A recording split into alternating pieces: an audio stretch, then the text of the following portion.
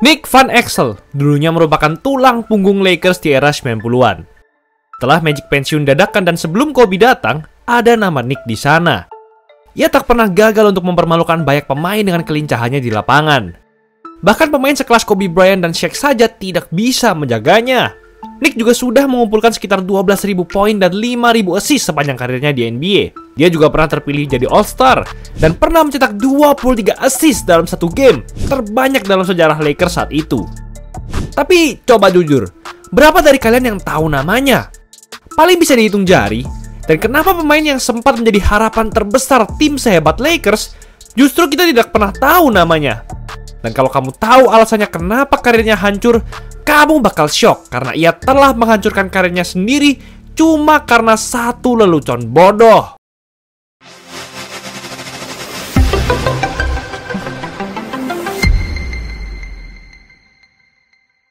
Tak hanya menjadi bintang NBA, Nick Van Exel juga berhasil menjadi pemain favorit para fans pada zamannya. Bagaimana tidak? Tidak ada satupun pemain NBA yang memiliki kemampuan playmaking dan scoring selincah Nick. Bahkan Michael Jordan atau Magic Johnson pun tidak bisa menyaingi keunggulannya ini. Jika total pencapaiannya dimasukkan ke dalam daftar peringkat Lakers, maka ia bisa menduduki peringkat 10 besar dalam total poin dan 5 besar dalam total assist sepanjang sejarah Lakers. Tak hanya itu, Nick juga sampai sekarang masih berada di posisi 5 besar dalam jumlah 3 point masuk terbanyak dalam sejarah Lakers. Kehadirannya berhasil menyelamatkan Lakers dalam era kegelapan mereka.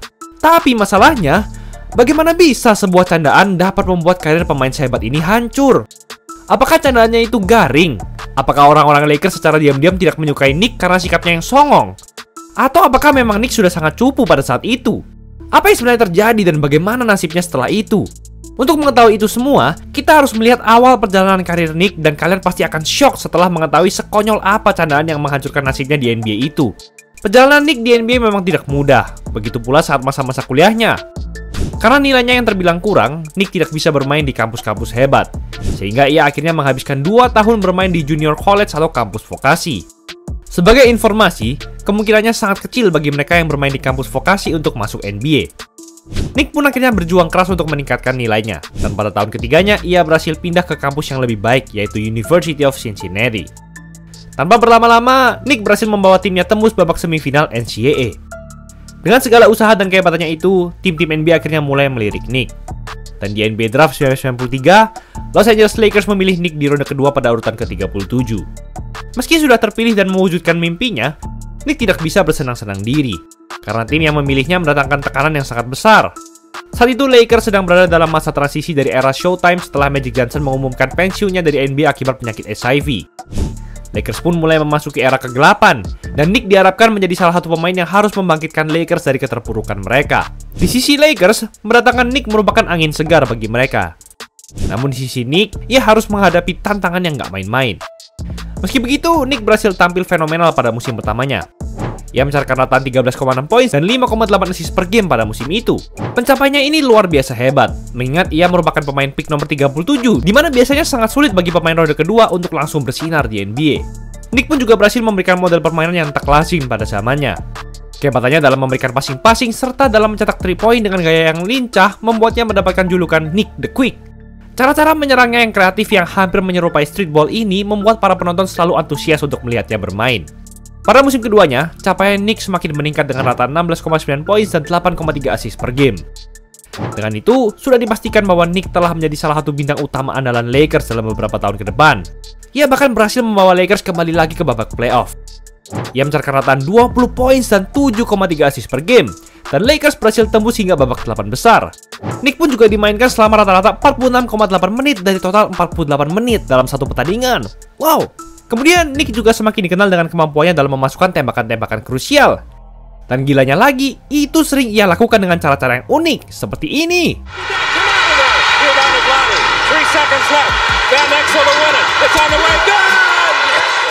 Ya, dengan sisa waktu 2 detik dan tertinggal 1 poin di babak overtime pertandingan playoff, Nick bisa-bisanya memasukkan 3 poin 1 kaki ini. Selain menjadi momen paling ikonik sepanjang karirnya, tembakan itu pun juga semakin menguatkan reputasi Nick sebagai salah satu pemain Lakers yang bisa sepenuhnya diandalkan saat Lakers benar-benar membutuhkannya.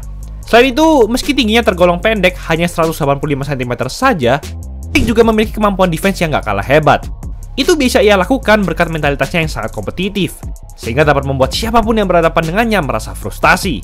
Musim terbaiknya bersama Lakers pun jatuh pada 1997-1998. Nick dinobatkan sebagai All-Star untuk pertama kalinya pada musim itu. Tak hanya dia saja, ada pemain Lakers lain seperti Shaq, Kobe, dan Eddie Jones yang juga dinobatkan sebagai All-Star. Artinya ada 4 All-Star dalam tim Lakers musim itu. Luar biasa. Ini tentu merupakan kesempatan besar bagi Nick untuk menjadi juara NBA. Tak hanya ia memiliki Shaq muda yang sangat dominan di area paint, ia juga satu tim dengan Kobe yang masih bocah dan segar dengan usianya yang masih 19 tahun. Tapi yang paling bikin shock, justru musim terbaiknya ini yang menjadi awal kehancuran karir Nick di NBA. Pada musim itu, Lakers berhasil tembus hingga final wilayah barat. Namun, musuh mereka adalah Karl Malone, John Stockton, dan Utah Jazz. Squad mereka jauh lebih dewasa dan matang jika dibandingkan Lakers yang masih jauh lebih muda. Itu pun terbukti dengan Lakers yang langsung tertinggal 0-3 dari Jazz. Artinya satu kekalahan lagi sebelum disapu bersih. Dan menjelang pertandingan keempat, pemain-pemain Lakers kompak berteriak 1-2-3 Lakers. Tapi Nick bukan bagian dari pemain-pemain itu. Sebab bukan 1-2-3 Lakers yang ia sebut, tapi malah 1-2-3 Cancun. Sebagai informasi, Cancun adalah sebuah destinasi liburan yang terkenal pada saat itu, terutama bagi para pemain NBA yang baru tereliminasi dari babak playoff. Sehingga Nick mengungkapkan candaan itu, sebab pada dasarnya Lakers sudah tidak ada harapan lagi untuk comeback. Dan benar saja, Jazz akhirnya menang dalam pertandingan keempat ini. Dan ya, dengan itu pula mereka menyapu bersih Lakers dan mengantarkan mereka untuk pergi berlibur. Sama seperti cara Nick. Nick memang hanya berniat untuk memberikan lelucon saja pada saat itu, dengan harapan Lakers tidak tegang dan dapat lebih bersantai lagi dalam pertandingan tersebut. Tapi ternyata, tidak semua pemain Lakers beranggapan seperti itu. Shaq salah satunya.